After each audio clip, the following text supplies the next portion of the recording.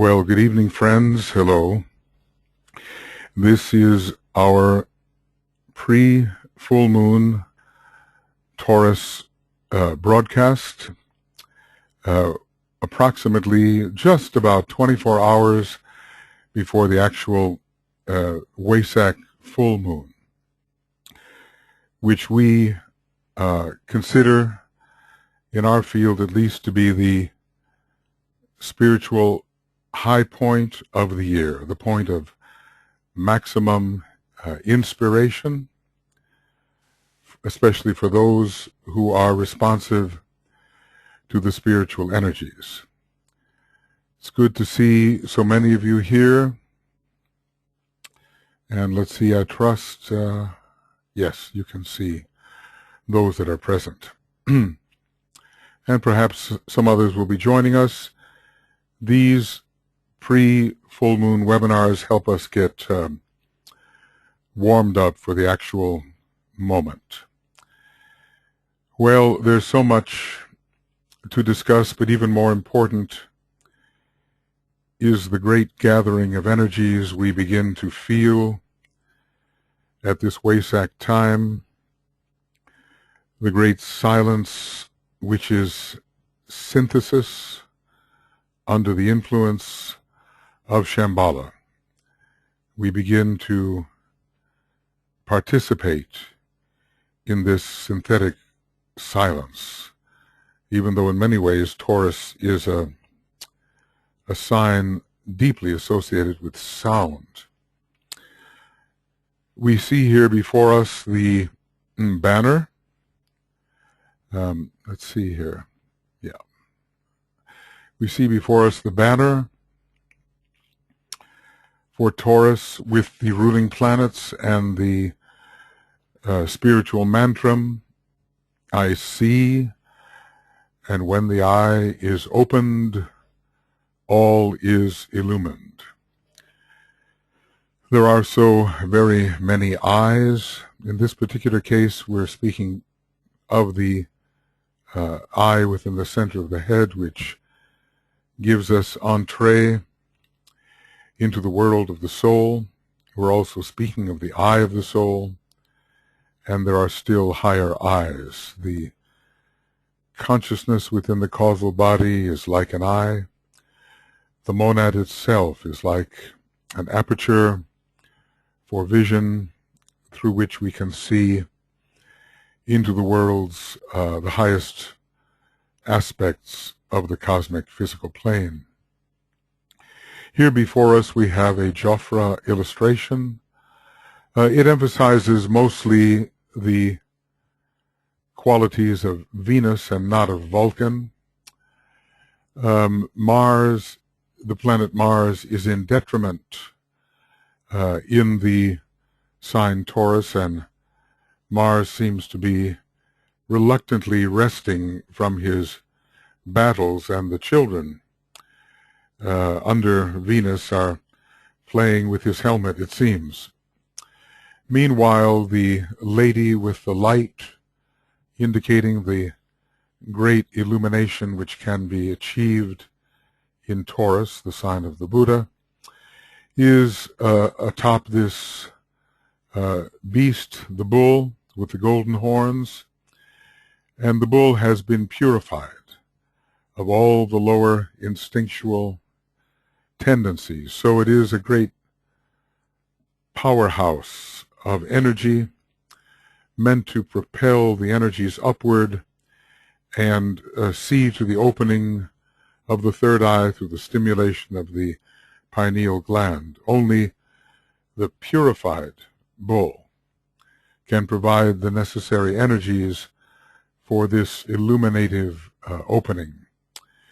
In the distance, the high priestess, or is it the empress? It's difficult to say, but it is a moon-like or Venusian figure that relates to the receptivity which is possible in this sign of vision we call Taurus. It's a sign of deep importance to the Earth. It seems that the Earth is directly related to this particular constellation, and to one of the Pleiades, which can be visually seen as we look, as it were, through the constellation Taurus.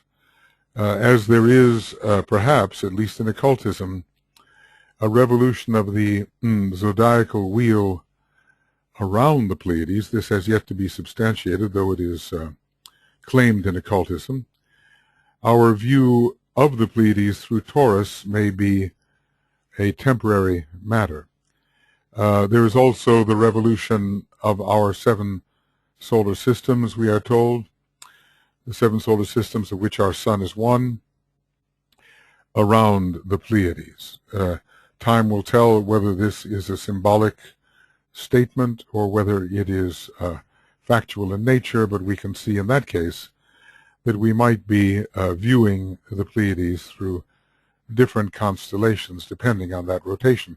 For now, at least, a revolution rather, for now at least, Taurus, the Pleiades, and the Earth are deeply associated, and the whole theme of illumination on our planet and illumination within the various planetary logoi is undertaken by the Pleiades working through the constellation of illumination, Taurus. The Venusian effect is one that we all seek, especially the higher aspect of it. Venus, at this time, must triumph over Mars, a non-sacred planet, Venus, the alter ego of our Earth.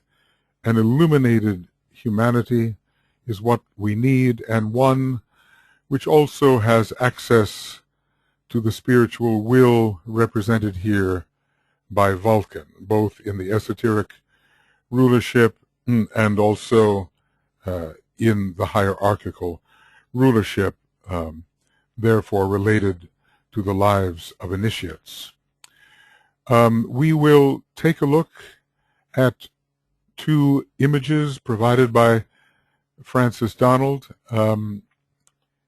Here is one of them. Let's see. That's not it here. This should be it. Yes, a beautiful image of the Buddha, a rather symbolic image, as he hovers symbolically above the hierarchy and its disciples, represented here by the 5-pointed star, the pentagram, with the triangle in its midst and a point within the triangle. Perhaps somewhat more representative. Let's see if I can. Yes, this one will be over here. This image meant to represent the Wesak Valley and the configuration of disciples and initiates upon the floor before the great rock. Actually, it is a very large rock. Some of us were there in the May of 2000 for what we deemed to be the Shambhala impact at that particular time of the Taurus full moon. We were in this Wesak Valley where we see this kind of a pentagram, it seems, and the 3 great lords before the rock. As Francis has explained, they are enlarged in their size, so it's meant to be more symbolic. And perhaps many of the movements that are said to occur etherically are actually taking place on this very large plateau, as it seems. It takes a while even to climb there. But we get the idea of the sanctity of the situation, with the Buddha appearing in, it almost seems to me, Venusian geometries above the hierarchy and preparing to commune with the Christ, the 3 great lords, and all the hierarchy. Let us see some of the quotes which Francis has assembled, very fine quotes. Yes, right here. And I think, perhaps the best thing to do is to let Alice Bailey do the speaking here. Both of the images put us high in the Himalayan valley at the time of the Taurus Wesak Festival, and in the earlier image we can make out the members of the hierarchy as they solemnly weave their geometrical patterns, as it said, with measured pace. They create a vortex of reception for the blessing which the Buddha will bring. So we're told that at the moment of as the full moon approaches, some say that it's at the moment of the full moon itself that he approaches, and others seem to suggest that the major blessing is given out at the time of the full moon.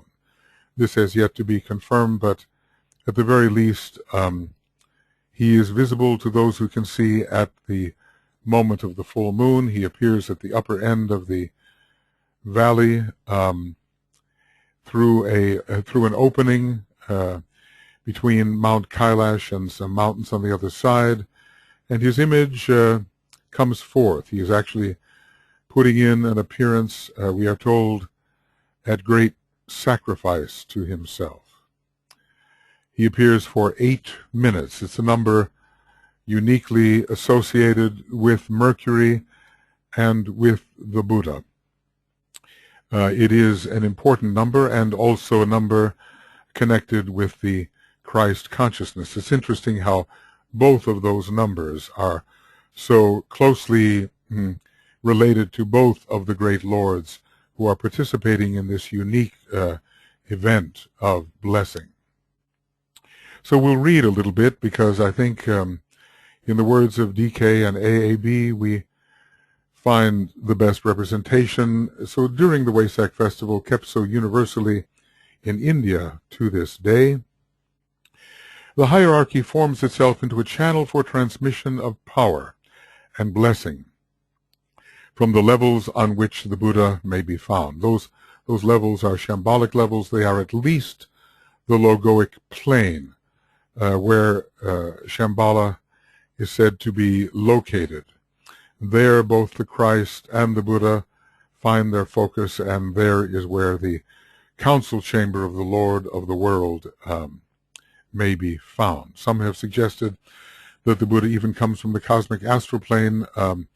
This has to be confirmed. I find it less likely. The focus of Shambhala is on the cosmic physical plane, and we understand that the Buddha is presently a shambolic being who represents Shambhala to the hierarchy and to humanity.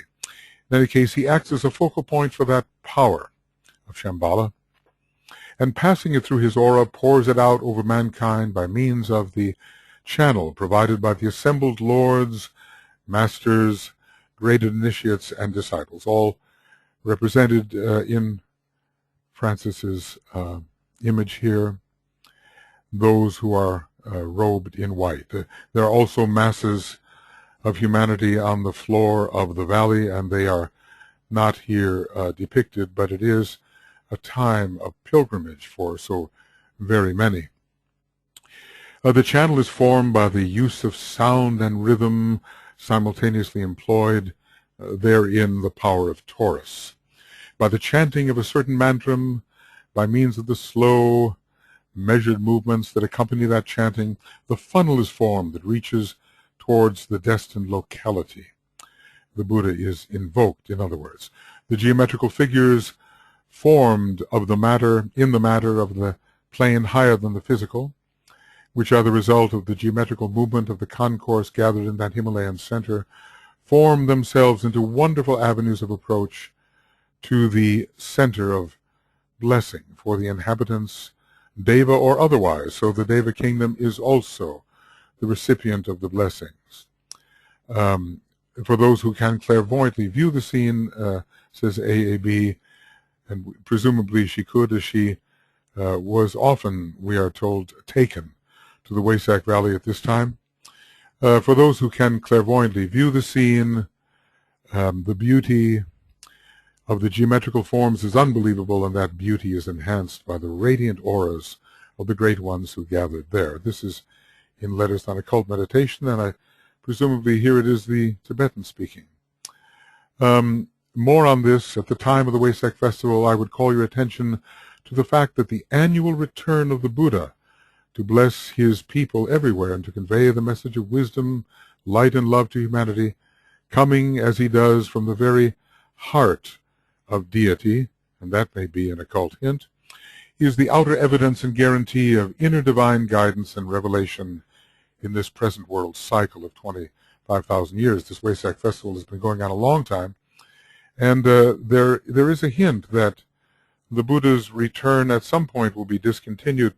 I remember working with Mary Bailey, and she at the Arcane School headquarters, and she had the impression that even in 1981, much of this responsibility had to be taken over by the new group of world servers. But I think it is wise for us to continue to act as if this great blessing is pouring forth. We certainly stand in need of it as a troubled humanity making the transition into the Aquarian age. Year by year he returns for a brief minute, really 8 minutes. He reminds us that God exists and ever loves, that he is not unmindful of his people. We're speaking here of the planetary logos, that the heart of the universe is unalterable compassion, certainly of our universe, our secondary solar system, and that man is not alone. To bring this recognition about and to make this appearance possible, a living triangle of energy is created and focused through three great individuals who evoke recognition in the East and in the West, and they are known in this way. There is the Lord of the World, the Ancient of Days, Sanat Kumara, the planetary logos, Melchizedek. See how those terms are given an equivalence, even though in the teaching DK does somewhat differentiate here. But anyway, it is he to whom the Christ referred when he said, I and my Father are one. I think of Sanat Kumara as an emanation of the planetary logos, in a way the soul-infused personality of the planetary logos. Then the other member of the triangle, the Buddha, the illumined one, the revealer of the light and wisdom which come to us from sources far greater than our planetary life, the messenger of the gods. And here we find the Taurian energy transmitted through him. We are told that the Buddha was born, achieved enlightenment, and died all at the Taurus full moon. This may be literally correct. Certainly he is definitely identified with the sign Taurus, and also with the great third ray of mentality, the acute energy of divine mental perception. Probably he brings the light of the third ray, particularly monadically considered, even though his personality, his soul was on the second ray. And then the Christ, the Son of the Father, the world's Savior, the Redeemer, he who has remained with us and who is gathering his sheep into the fold, into his fold. This is the Lord of love. And this is a great period of magnetization. It's a period of in-gathering. There was such a period at the time of the Buddha. Many were gathered in at the time of the Christ, perhaps a lesser period of radiation, but many were gathered in. And now, again, a great ingathering is occurring.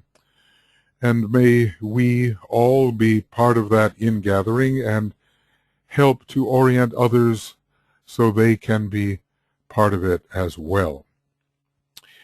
So there are many beautiful things said here. Yes, this is the stepping down of the spiritual potency. We could never withstand the impact of Shambhala individually or even as humanity unmodulated by hierarchy. And even the hierarchy has to receive the Shambhalic impact as a whole if they are properly to distribute it even amongst themselves. So this is called the May full moon. It sometimes occurs in April, as it does now, but in general the May full moon. And it all of this energy is brought to a focus of transmission by the massed intent of the hierarchy and the mass demand of the world aspirants and disciples. It is drawn forth to bless the entire world, and it fits so well with the coming age of Aquarius in that there is a water ceremony. And of course, we realize that Aquarius deals with the waters of life, or the new energies to be made available. So there is the distribution of high and blessing energies to all at this time, and especially if we can be conscious about it. Well, these are the statements that AAB makes. We are all to become transmitters of spiritual energy, which can be poured out to suffering humanity at this time. So even as we receive, we do give. So our appreciation to Francis for gathering this material. There is other text here as well, and when you receive the copy of this video, you can read this at your leisure. It says somewhat the same thing here, but it does emphasize the Four Noble Truths of the Buddha. And it was his illumination which led in a flood of light upon life and upon world problems. And we have the Four Noble Truths expressed here concerning the suffering that will be endured by all those who desire existence within the phenomenal worlds, which are really not belonging, in a sense, to our solar system at all, but are a leftover of the previous solar system. The Buddha, having so much third and sixth ray, his sixth ray mind, he helps liberate us from the traps and trammels of the previous materialistic, though major, solar system, helping us enter more fully into the type of education and expression and understanding which are characteristic of this, our second major solar system, with its emphasis upon divine love. So he is one who preaches to us the cessation of suffering by understanding the nature of desire and achieving liberation from that desire. And he, one pointedly with his sixth ray mind, was able to convey this to humanity in the simplest possible terms, so that everyone could understand, at least in due measure. So once again, just to have the images in mind, and this other image, excuse me, we have returned from the USR conference. We were thinking forward to the Wesak Festival. Many of you were there, I suppose, and we will be providing for you the videos. They will be going up on YouTube before long, a few at a time, and you'll be able to participate if you already have not. It was a great occasion to celebrate in the energies of Aries and to look forward to the impending Wesak Festival as the light increases. We all seek illumination. The real illumination, or Satori, is actually the transfiguration at the third degree. We're all on our way. The measure of light for us is increasing with our soul infusion, and it is possible to use such an occasion as the Wesak Festival for a great inspiration and stimulus of the light radiation within and from our being. So this is the high point of our spiritual year, and let us do all we can within the next approximately 24 hours. The time will be 7:57 and 6 seconds p.m. Greenwich Mean Time. You know, Greenwich Time is universal time. It never changes. So when we have daylight saving time, our number of hours from Greenwich Time varies. For instance, here in Finland, we are now 3 hours ahead of the Greenwich Mean Time, whereas during the darker part of the year, it is only 2 hours. Well, friends, that gives us the sense of what's going on, of the great events which are building toward the Wesak Valley, of the intention of the great ones to assemble, to receive, and to bless, of the intention of the great Buddha, who long ago passed beyond the need to be associated with us, but who chose to remain on the path of earth service, even though perhaps it was not his specific designated path, and whose compassion for humanity is so great that for long he has returned with his shambolic blessing, adding his energy to that of the great Lord the Christ, and thereby elevating all of us. So, we are still, I suppose, in a day of dedication, and 12 hours before the full moon, I like to think that we will be entering the day of safeguarding, of receiving and holding, preparing for that, followed by the days of distribution, mental, emotional, and physical registration, the sense of expectancy, and a confirmed belief that all of this has happened, that it is anchored within our etheric system and can be rightly expressed. So we begin.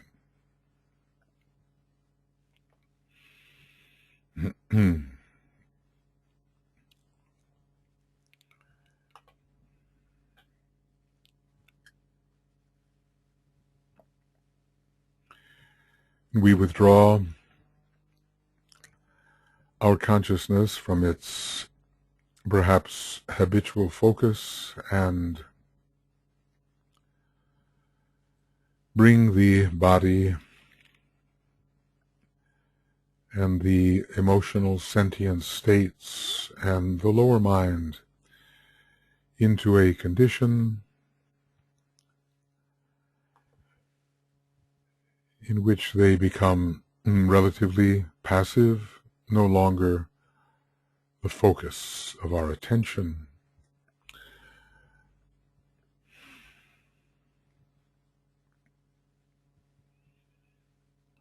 Because we are essentially much more than these vehicles with which we have wrongly identified ourselves.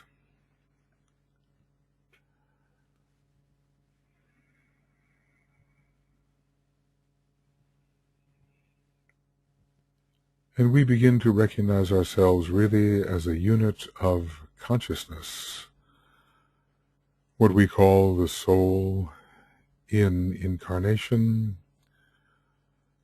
surrounded by these lower spheres, but really not identifying with them, identifying as a point of being consciousness, the observer.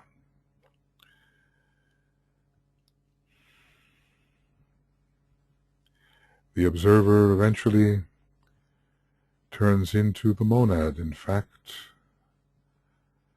the spirit, the monad, is the great observer of all that transpires in lower worlds.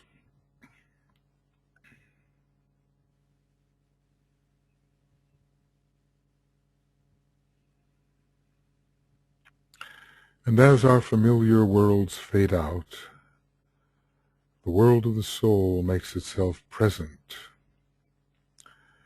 to our observing consciousness.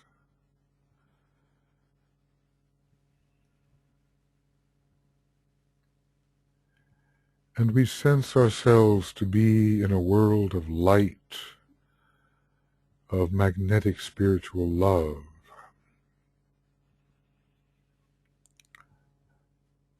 of spiritual sacrificial power.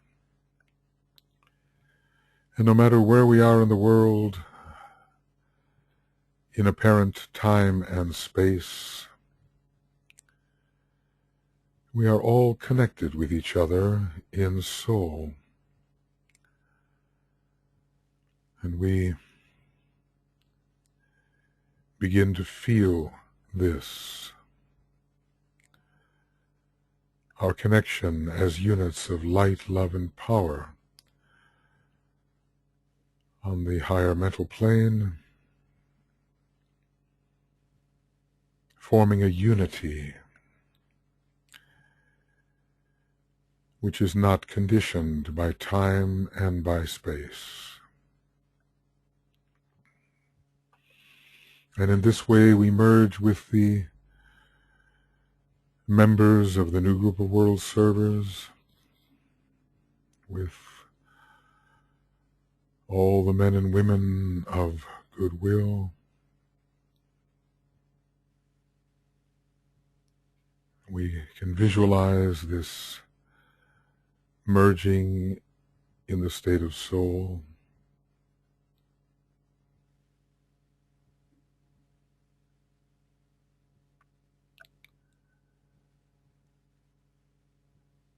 And in fact, really, with all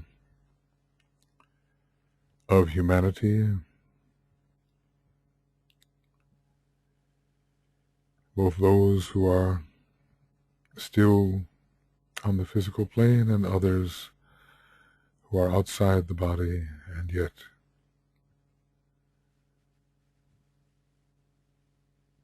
there is this interconnectivity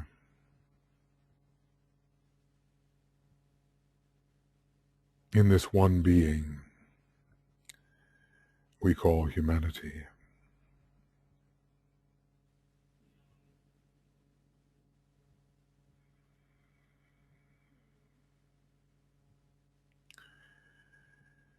And we know, or since we know the truth of a great second-ray mantra, naught is but me. Let the word go forth, reverberating through the silence,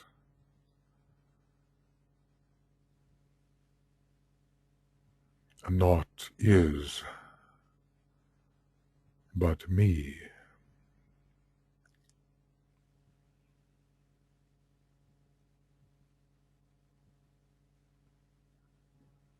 And all the lesser manifestations of ego vanish in this unity, and a higher form of selfhood, which is unitive,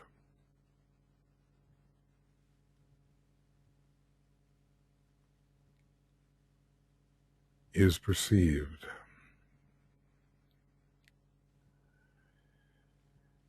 And we are focused in an illumined state. It is the light of the soul brought into our common focus on the plane of mind at a point of tension. And we as a group, a meditating group, perhaps joined by numerous others at this time, are imbued with the will to initiate, the will to unify,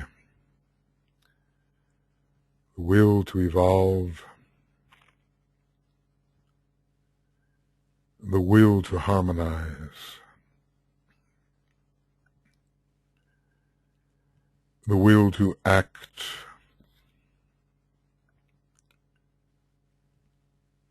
the will to cause, the will to express.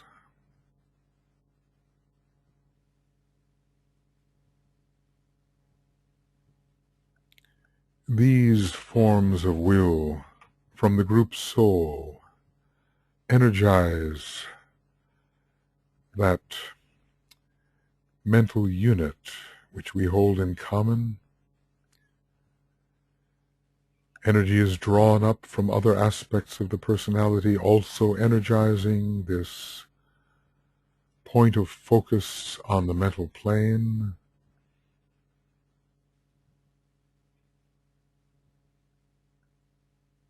We are like one soul-infused mind.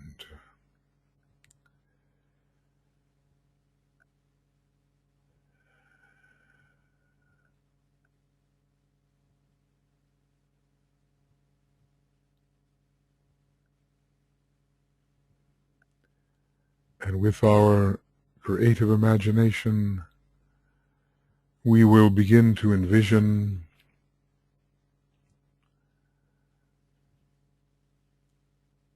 the strands of the Antakarana uniting our point of focus on the lower mental plane with the abstract mind, the lowest point of the spiritual triad. According to our soul ray, so will be the colors we use, and also the color of our personality ray, each of us responsible for a dual strand of light. First ray red, second ray indigo, third ray green, fourth ray yellow, fifth ray orange, sixth ray silvery rose or blue, seventh ray violet.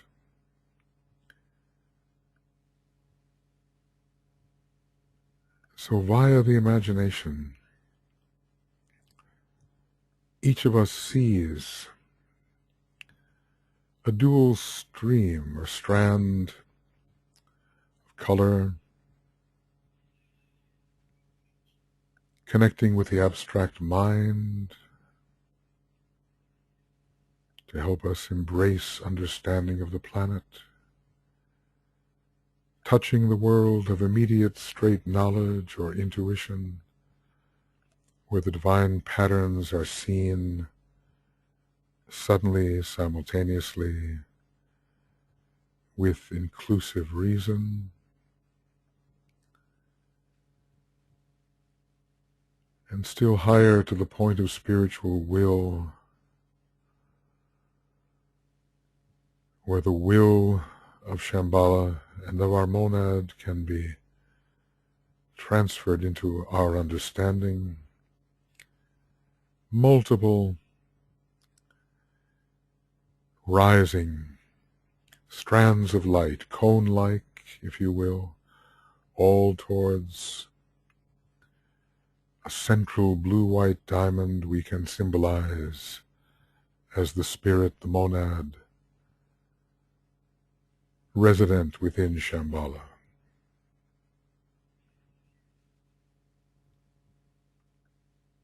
All the colors represented.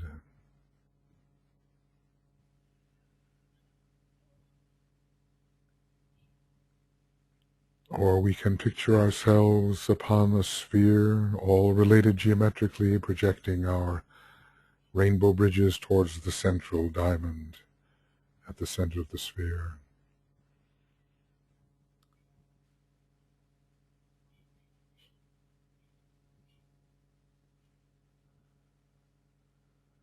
Feel the livingness of this rainbow bridge, this group rainbow bridge.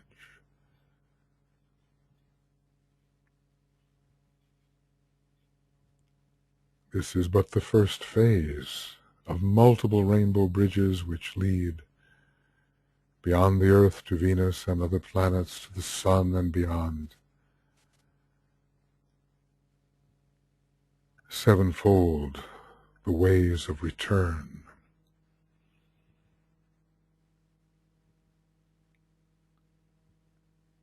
This rainbow bridge, this cone, this interiorly tending bridge will give us access to the impersonal worlds and even some little hint of the will of God, which is so powerfully impressing at this time of Wesak. So we will use the second ray word of power that fits with the soul of our planet and the soul of our solar system. I see the greatest light. We will sound the Om 3 times, seeing a vivid light, white light projected across the bridge through all phases which it has touched and anchoring in the world of spirit.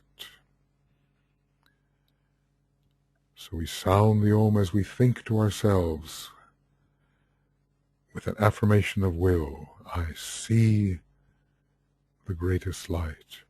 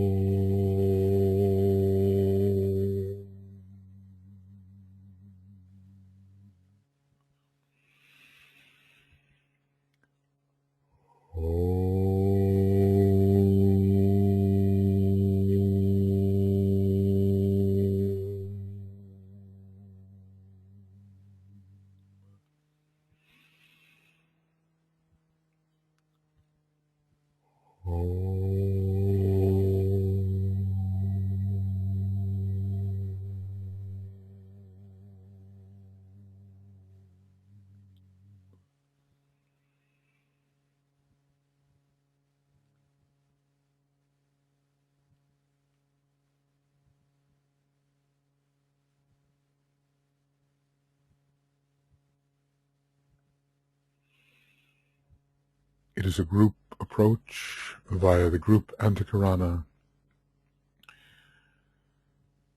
to the world of will, wisdom, and activity.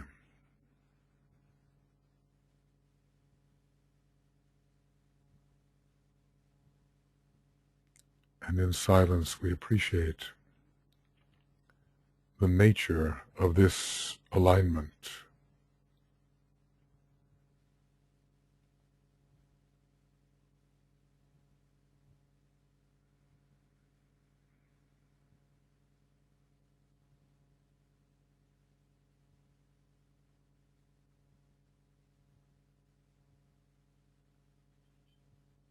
Worlds higher than the worlds we customarily deal with,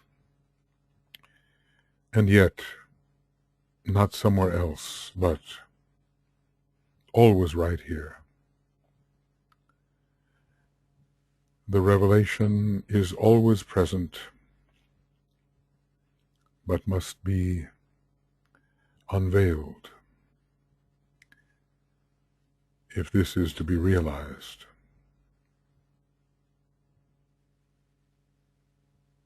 And in the light of Wesak, there can be so much unveiling, so much deglamorizing, so much disillusioning.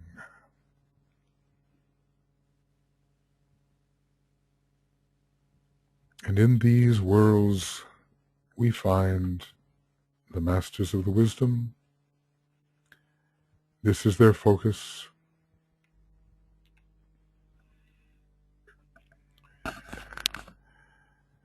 This is their focus.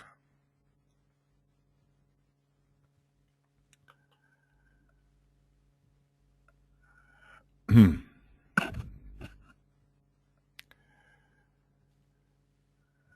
trust. We will offer our salutations to the great lords. But first, our salutations to the Buddha,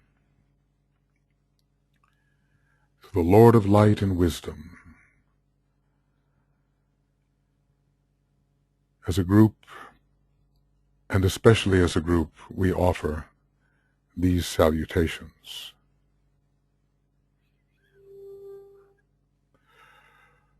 Oh.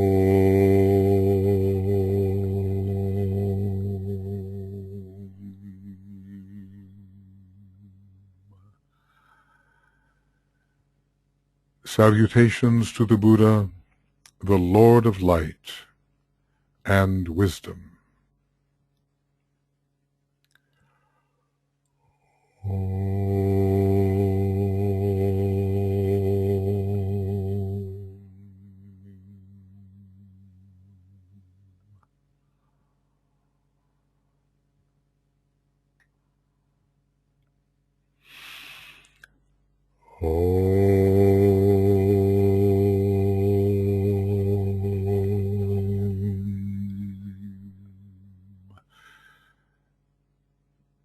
Salutations to the Christ, the Master of all masters, the teacher alike of angels and of men.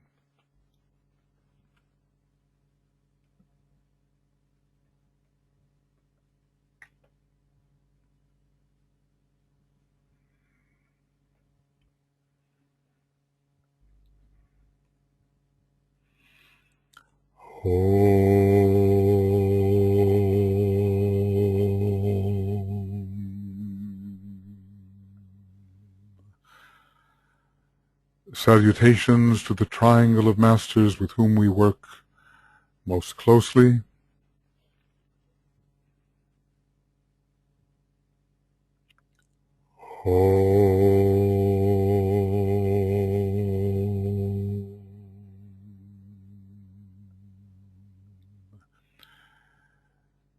Salutations to the Master Morya, the head of all esoteric schools and organizations.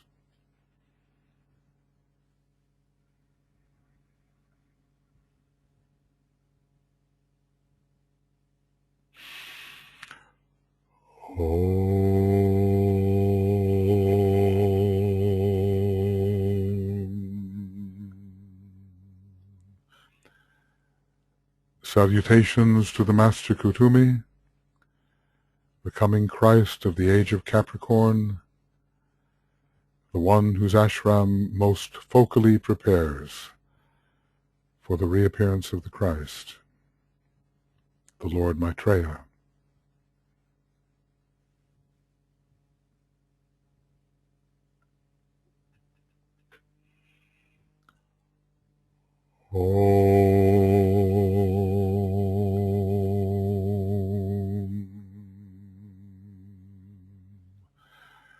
Salutations to the Master Jwal Ku, who has given us the Bailey teaching.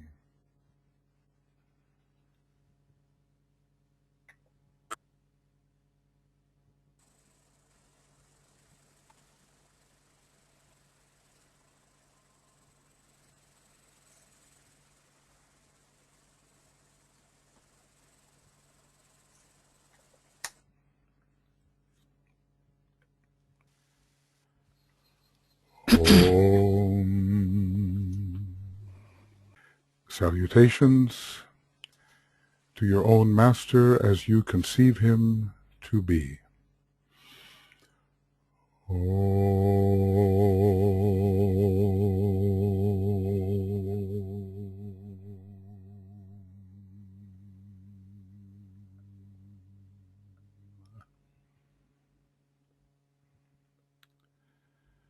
And so we are in the presence of the Great Ones, at least imaginatively, and we salute the entire planetary hierarchy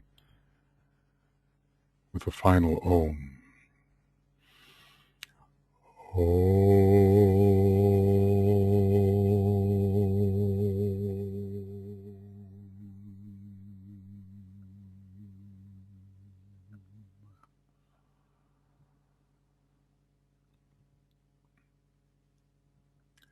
Imaginatively, we lift our consciousness toward Shambhala, the center where the will of God is known and identified as a group. We attune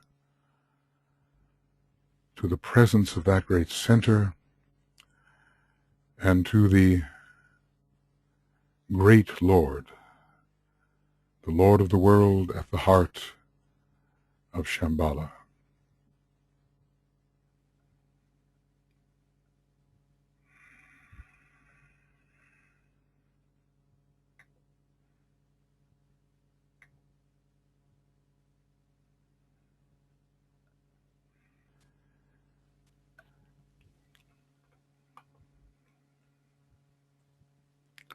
We will now, supported by the energy of Master DK and his consciousness, begin to attune ourselves to the energy of Venus.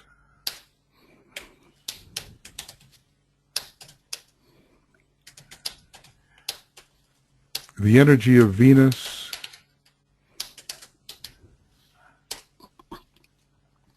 conveying the light and love of the soul, and Vulcan conveying the will of the soul, and hierarchically the greater spiritual will.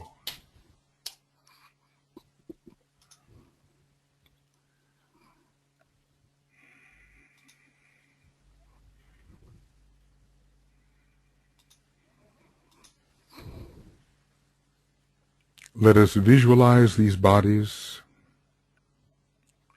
Venus we have seen often,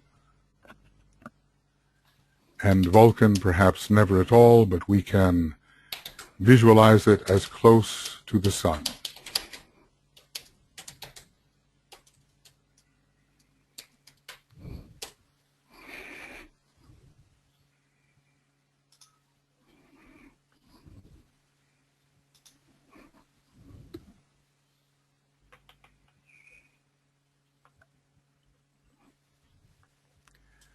And now we will focus specifically in relation to the planet Venus. Venus in relation to Taurus.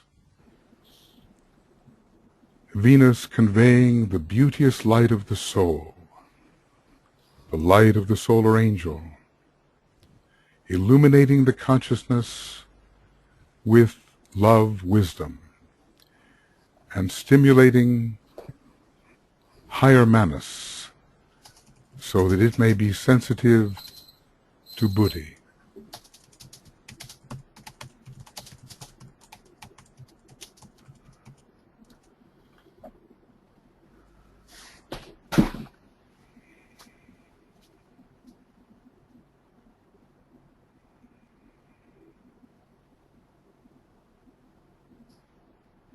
This is the light we call upon as our higher power.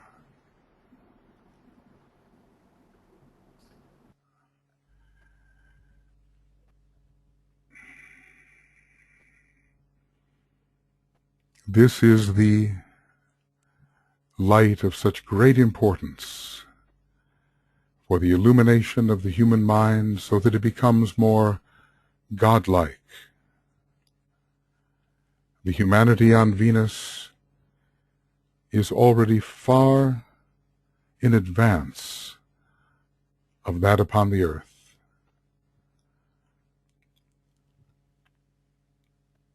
And we are moving in that direction.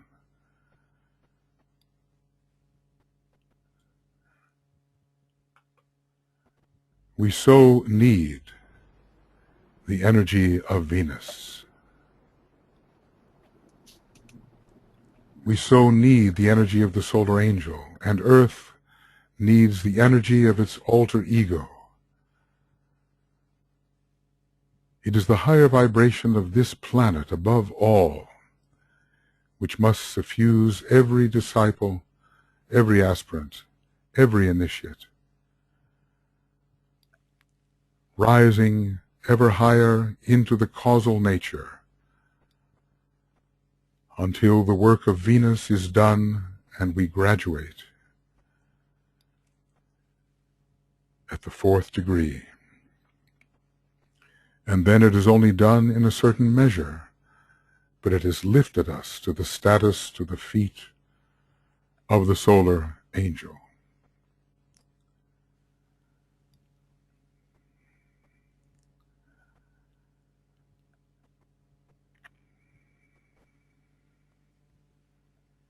Our groups need this energy. Let us feel ourselves infused with this energy of love, wisdom, of the union of the heart and mind, of true loving illumination, of the ability to think in the heart, to feel with the mind. And we see our groups filled with this energy, breathing it in, perhaps in an indigo color, breathing it in.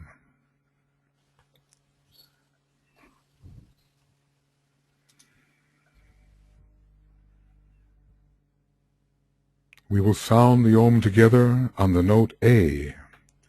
It is sometimes called an indigo note.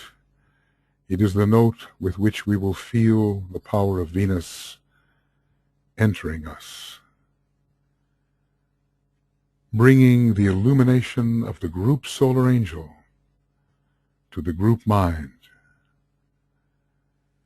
making possible for us eventually true group initiation.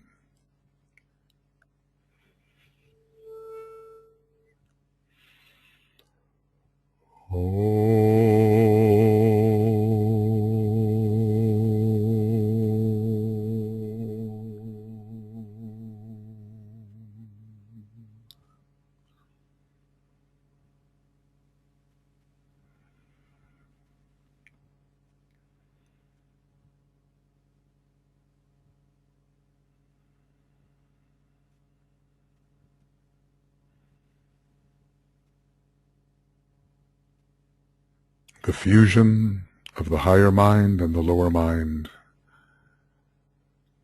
the coming of the Buddha mind, Venus.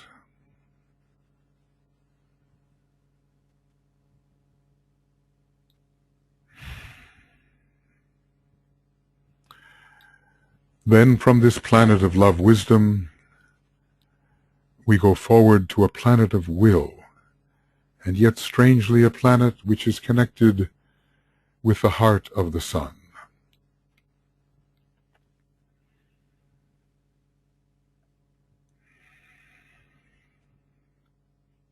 This is Vulcan, ruling both esoterically and hierarchically, giving us the first ray through its soul nature, the will of the soul to grip the personality and bend that personality to its will. We have sometimes felt this grip, as if one cannot stray from the will of the soul.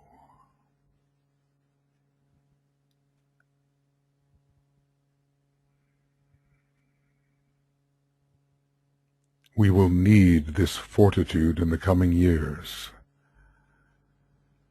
when humanity has the choice to revert or to go forward, and it is the spiritual will of the soul which will make the going forward possible.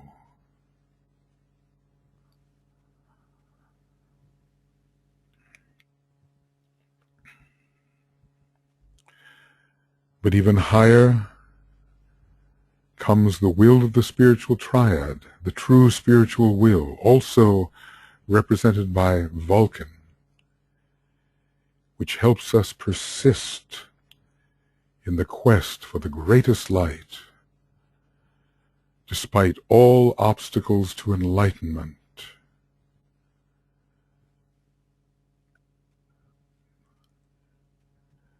The Buddha was called the lion. Master Morya called him that. He had this incredible spiritual will. He was in fact the head of the hierarchy. Gautama and the Buddha may be different, just as Jesus and the Christ, Lord Maitreya, are different. And the Buddha's will to save, extremely potent.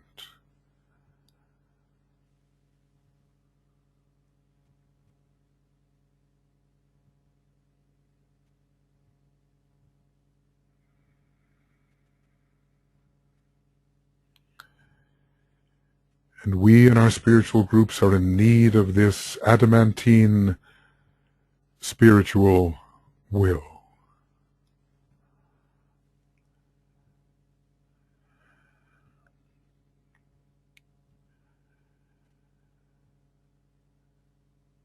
To hold us firm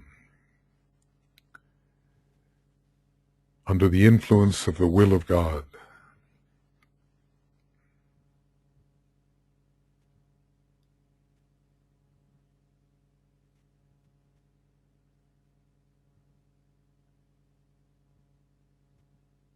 And we feel the power of Vulcan, spiritual will, entering our etheric body, our emotions, our mind.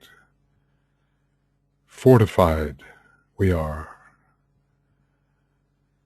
by that will from on high, rightly used to bring us towards the light, towards the greatest light.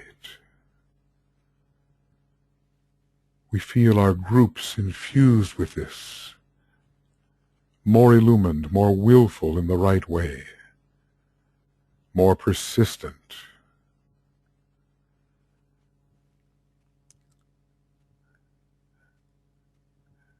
We will sound a note. We will use the note D. It's the solar note, but we will consider that Vulcan is veiled by the sun. It's a first ray note. We sound this as we see the group and groups infused by its power.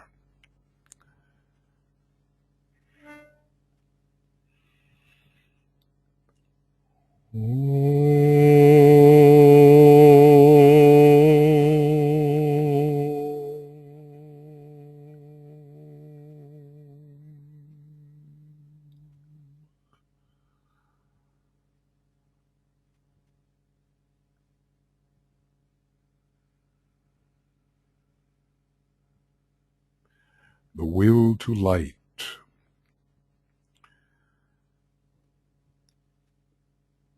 Vulcan drawing forth the radiatory power of matter through the will to light.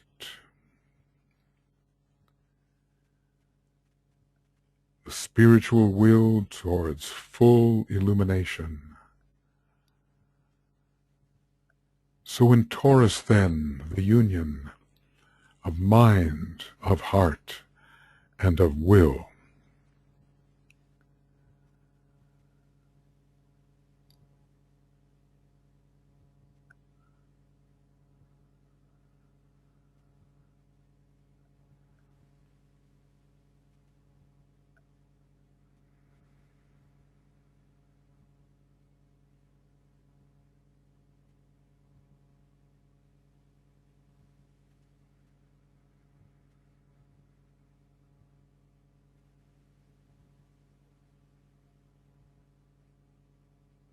And thus we are infused, bearing in mind now the power, the transforming power of the Solar Logos, expressing the highest form of love wisdom found in our solar system. The blue Logos, related also to Taurus, whose color is said to be deep blue. Love and wisdom.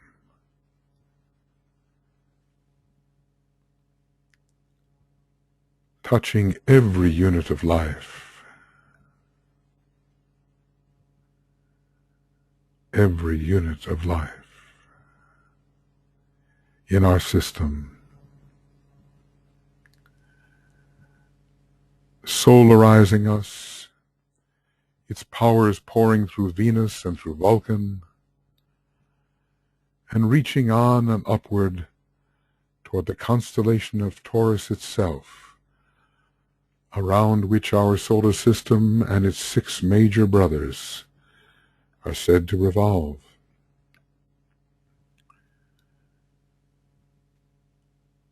The light of Taurus now in our minds. The penetrating light of the path. This is a beam of light stretching forth from the point in Aries and revealing the area of light control.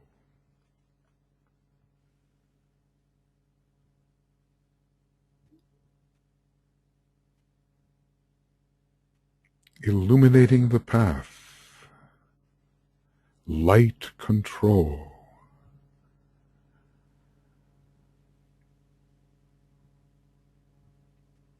Under the influence of Taurus, may the higher light control all aspects of our life of discipleship.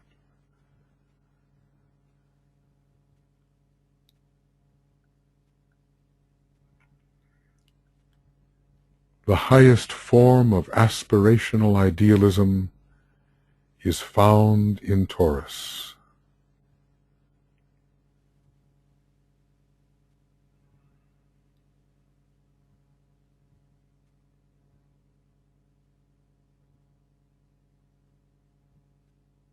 The penetrating light of the path, blazing away through all mayas, all glamours, all illusions, till we reach full illumination and beyond. The path leads to the monad, and it is at this time of Wesak when something of the Spirit can come through to us. Harmony through conflict comes through this sign, and the fifth and the first rays through Venus and Vulcan. The great beauty of pure reason and the Buddhic levels reaches us.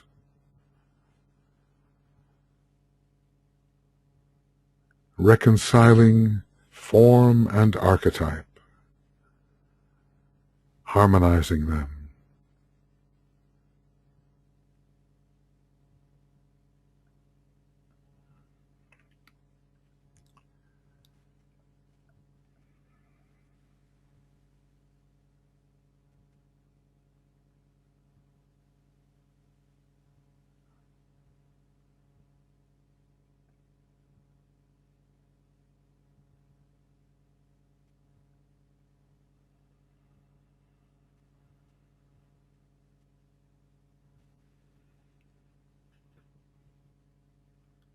And at last we focus within the constellation Taurus itself.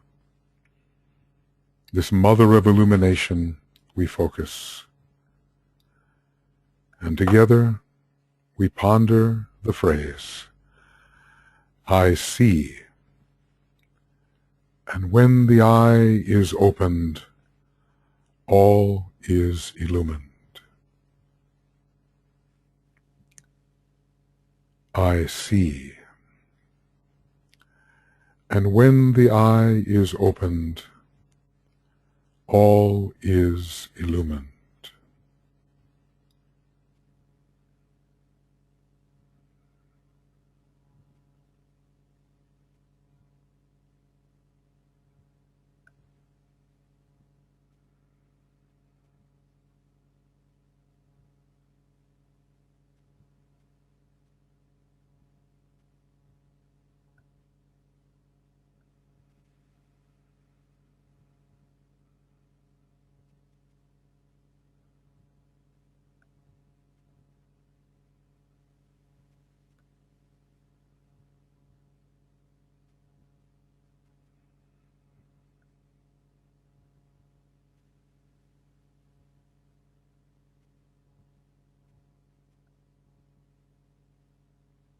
I see.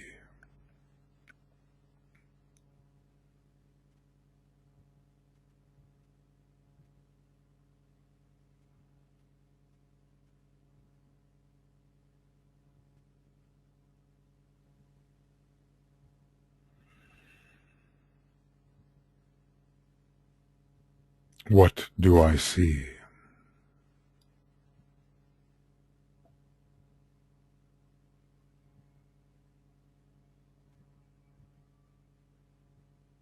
What does the opening eye reveal?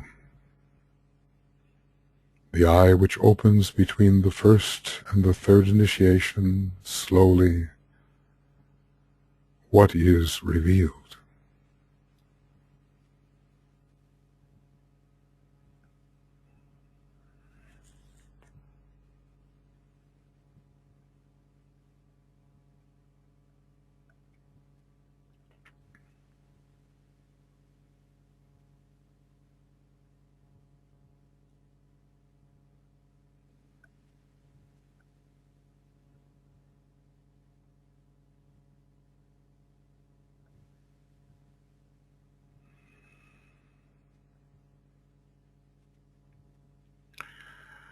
Imagine the illumination of all phases of human life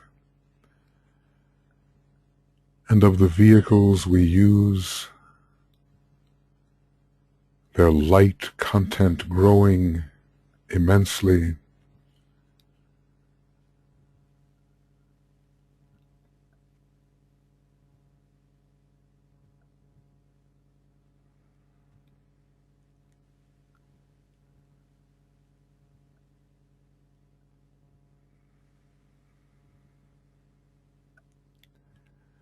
so that we can be true light bearers,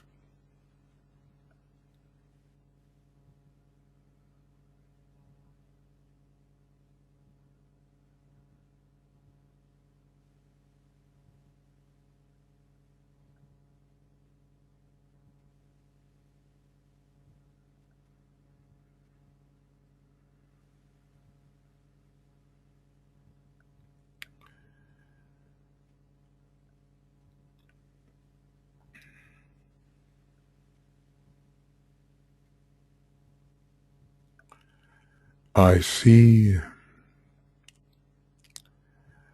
and when the eye is opened, all is illumined.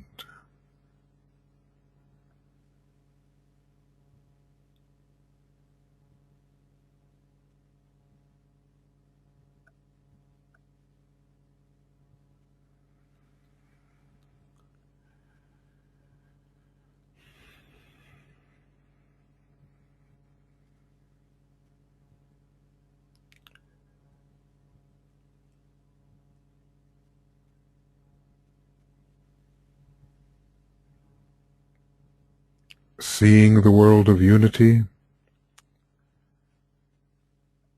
seeing into the underlying world of the soul,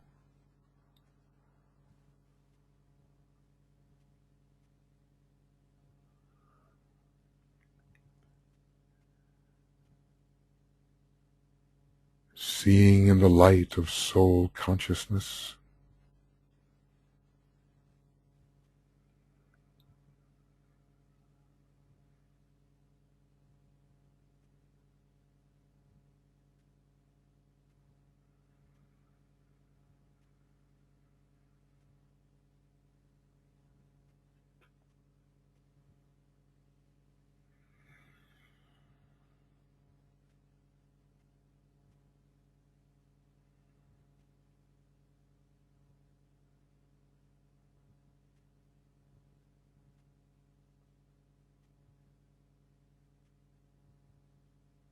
the light content of all of matter, which Venus, Vulcan, and Taurus reveals.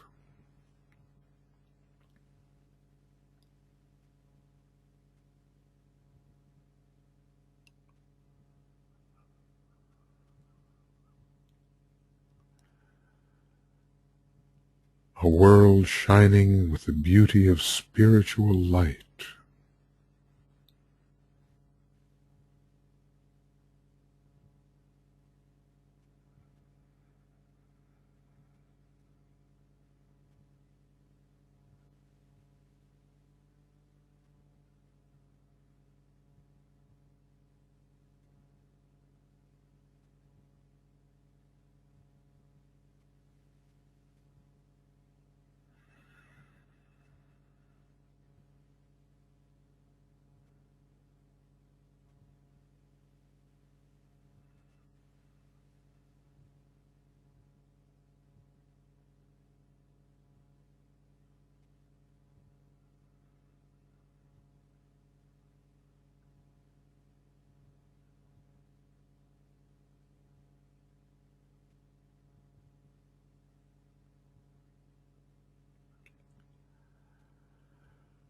one can feel the lighted silence, the synthesis of lighted silence.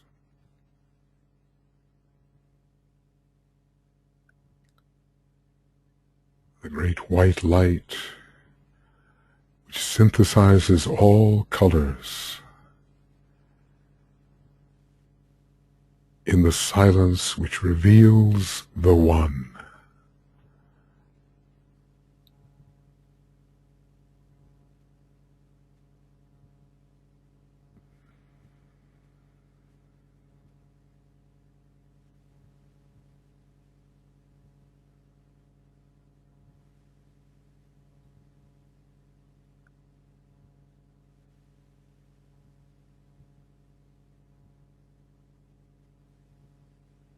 I see, and when the eye is opened, all is illumined.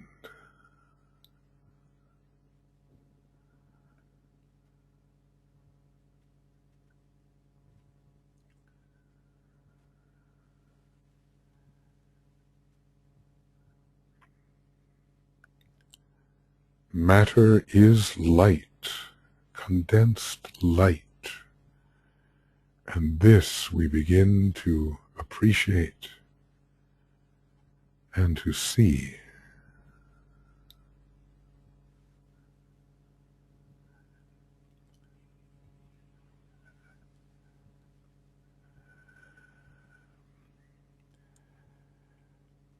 And our sense of the light increases as the alignment from the Pleiades and through the little bear of illumination, perhaps the Ajna center of the great being, through Taurus, through our solar logos, through the presence of Venus and Vulcan, these logoi now stimulated into greater power and presence, and to Shambhala of unfettered enlightenment, through all monads who participate in Shambhala and its unfettered enlightenment, through and into the hierarchy of masters, where all souls are found, and we as souls, and into every chakra and vehicle that we possess as instruments, the great light, the great illumination flows, and it will increase over these 23 hours or so we have remaining.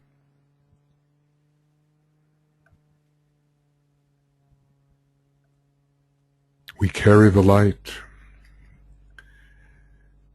We do not speak of mundane things except in the context of the real. We achieve occult silence over the next intervening hours before the full moon.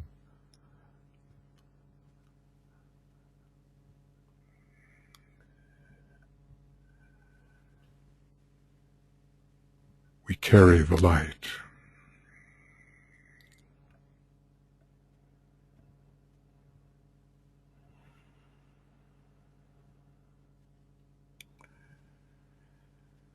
And we offer it to humanity, this illumination, as we think out into the field of human consciousness and living. Where is the light needed? Where is it most needed?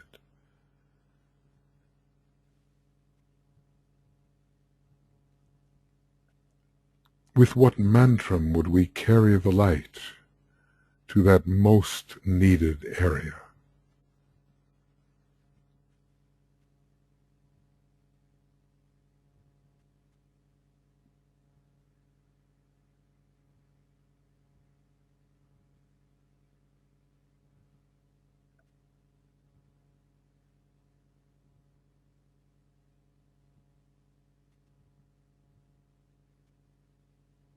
we visualize a place, a condition in which the light is needed.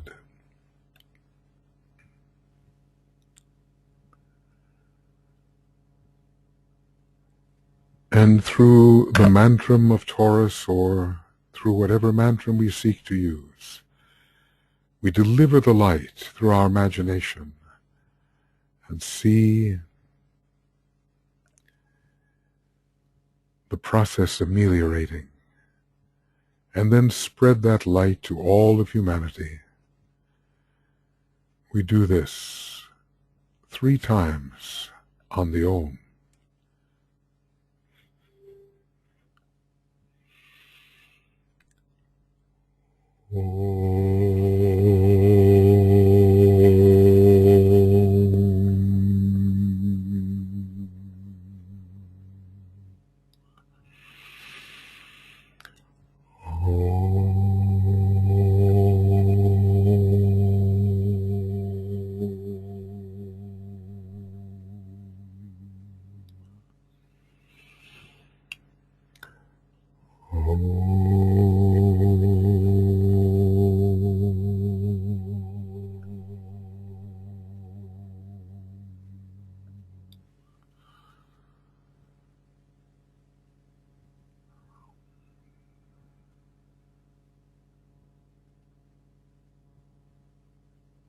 The forces of enlightenment are greatly at work at this time, helping rid us of the Maya, of the glamour, of the illusion, in which the majority of humanity habitually walks.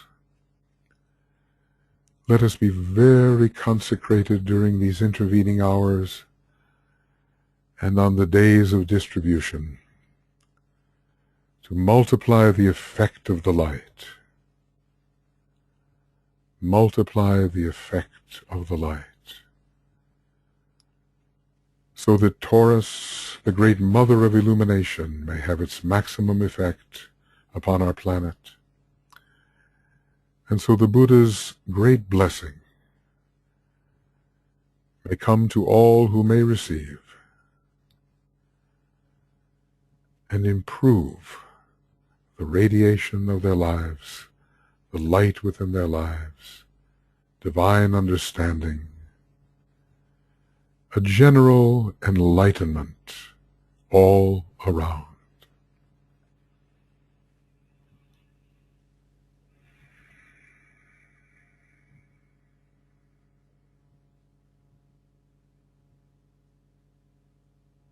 And now together, friends, thank you for your continuity, even though some technicalities have caused some problems. Together, we will sound the great invocation, distributing the light, love, and power to all humanity and the planet, and in alignment with the great sources, the Pleiades, the Little Bear, Taurus, our solar logos, Venus, Vulcan, Shambhala, hierarchy, and the worlds in which we live.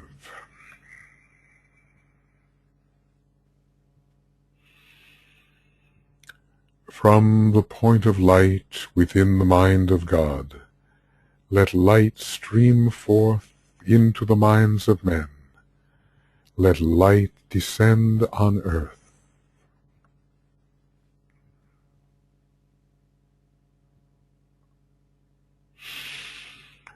From the point of love within the heart of God, let love stream forth into the hearts of men.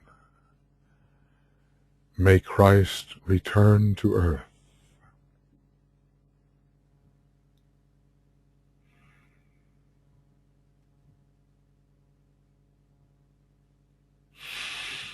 From the center where the will of God is known, let purpose guide the little wills of men, the purpose which the masters know and serve.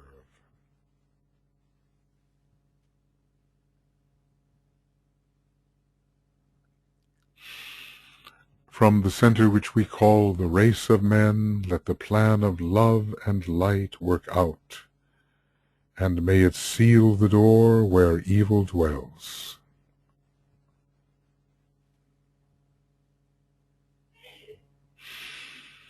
Let light and love and power restore the plan on earth.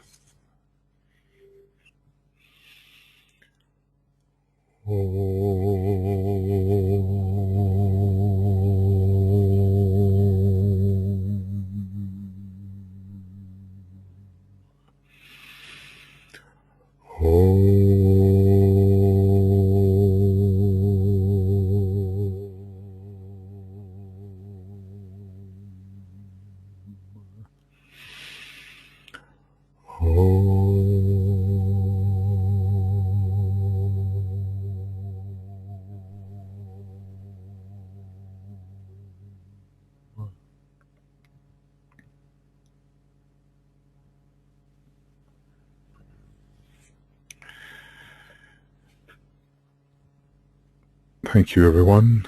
We're going to do our best in a short time to stitch together this meditation and to send it out to all of you and to those who could not get back on the line. Meanwhile, the most important thing during the next,